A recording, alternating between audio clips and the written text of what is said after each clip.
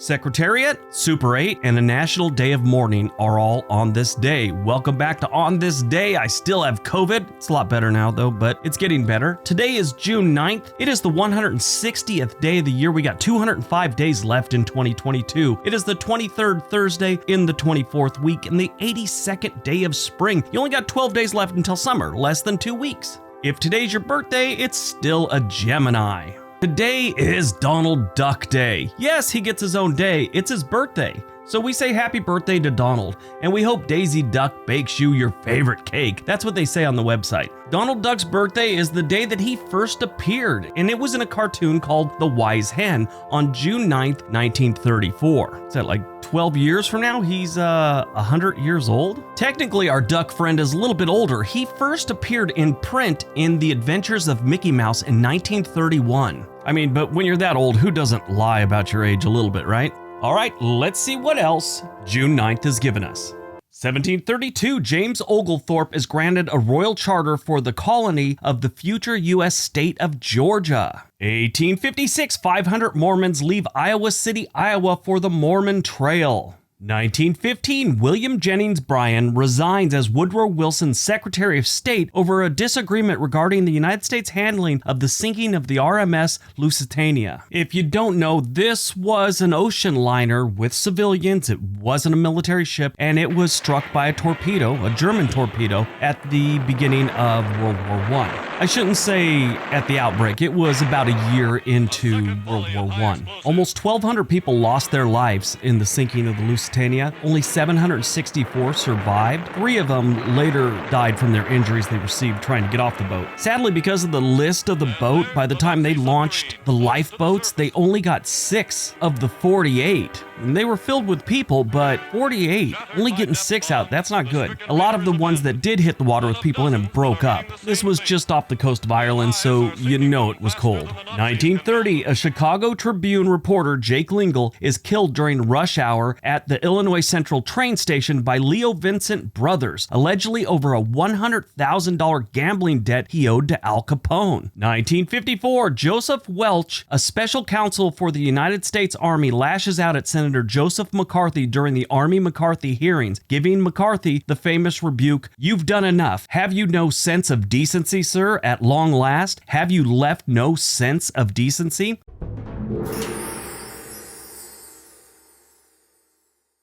Now, this was sort of the end of Joseph McCarthy. We just talked about him recently. He was pretty much nothing senator from Wisconsin. I mean, shouldn't say nothing. He really hadn't done much, and he really hadn't gotten onto the national stage or anything until he delivered a speech in West Virginia about communists in the State Department and different parts of the United States government. And he eventually went on to say that the U.S. Army was filled with communists. So at the time, Joseph McCarthy was pretty much mad with power. He had started this whole thing about communists are everywhere in the government, and no one wanted to go against him because they were afraid of looking like they were, soft on communism or they were communist sympathizers. That was his big go-to thing. If anyone disagreed with him, they must be a communist. That's how he kind of acted. So everyone was sort of afraid of him. And this kind of made the guy what historians say he was sort of mad with power. Demagoguery, the whole bit. So he's in the middle of accusing the United States Army of having a bunch of communists. Well, the Army wasn't putting up with it. They didn't care about their politics. They weren't afraid of him like, other politicians were. So they decided to start investigating one of his people, his right-hand man, committee attorney Roy Cohn. They said that Roy Cohn abused his power and his position by asking for special treatment for a friend who had been drafted. So the Army holds these hearings, and this man Welch is grilling Cohn about the situation. And out of nowhere, McCarthy, who just decided to interject himself in this hearing and make some accusations about one of Welch's employees that had nothing to do with the hearing. This is just a civilian working a job, and McCarthy starts doing his accusations of communism and leaving it out there for people to make assumptions. Basically, what he was doing was he was trying to bully Welch, and Welch didn't care. Welch, he just kind of fired back at him. And he said those famous words, "You've done enough. Have you no sense of decency, sir, at long last? Have you left no sense of decency?" This pretty much pulled back the curtain on the wizard, as one reporter explained it. All of a sudden, everyone's all, hey, McCarthy's not that powerful. And they kind of, for lack of better terms, he suddenly became a joke in politics. Later that year, he was censured by his own colleagues for his conduct in those hearings. That's the power that live televised hearings can have. This was one of the first ones they ever did. Of course, later on, they went on to do Nixon, Watergate, and things like that. But this was one of the first major ones that was live television. Over a quarter of the United States registered voters watched it live, and in total, half the country watched it when it was replayed. The whole McCarthyism thing was a stain on the United States, and it's sort of a good thing that they did have these hearings out in the open so everyone could see it. Nobody could really come up with their own opinions on it. They saw it happen in real life. And on this day, June 9th, we're going to have more live televised hearings. 1959, the USS George Washington is launched. It is the first nuclear-powered ballistic missile submarine. 1968, President Lyndon B. Johnson declares a national day of mourning following the assassination of Senator Robert F. Kennedy. Now, this could have been the deep dive and all that, but we talked about it before, last year, and a little bit on other days, like his assassination.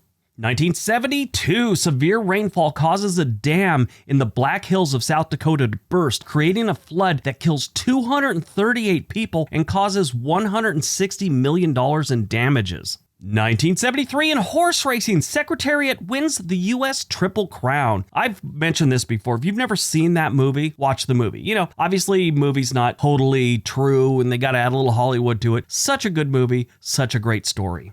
1978, the Church of Jesus Christ of Latter-day Saints opens its priesthood to all worthy men, ending a 148-year policy of excluding black men.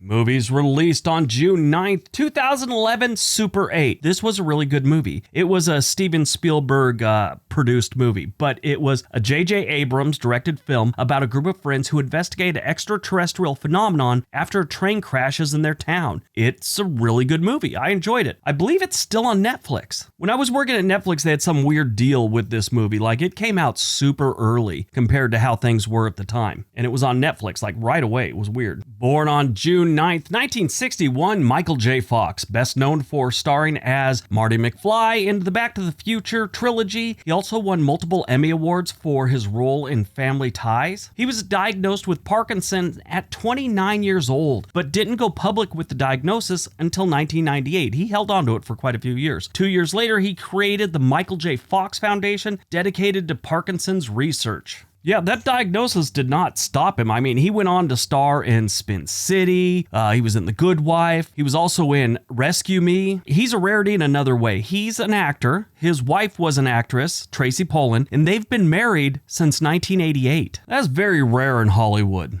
Died on June 9th, 1870, Charles Dickens. Yes, the renowned 19th century English author who is best known for his works like Oliver Twist, Bleak House, A Christmas Carol. He created some of the most memorable characters in fiction and became known for his acute social satire and is generally considered the most significant novelist of the Victorian era. He left school at a young age to work in a factory due to his father's imprisonment in a debtor's jail. Yes, they had debtor's jail back then. On June 8th, 1870, Dickens suffered a stroke at his home after a full day's work on Edwin Drood. He never regained consciousness and died the next day on June 9th at his home called Gads Hill Place. Now, there's some controversy here. A lot of people say that he actually died at his mistress's house, and the mistress and the maids took him back to his normal house so the public wouldn't know about their relationship. All right, that's today's video. Hope you guys enjoyed it. Hope you got some information out of it. Now go out, have a productive day. But before you do, don't forget to give this video a big thumbs up. Really helps out the channel. Be nice to each other, everyone.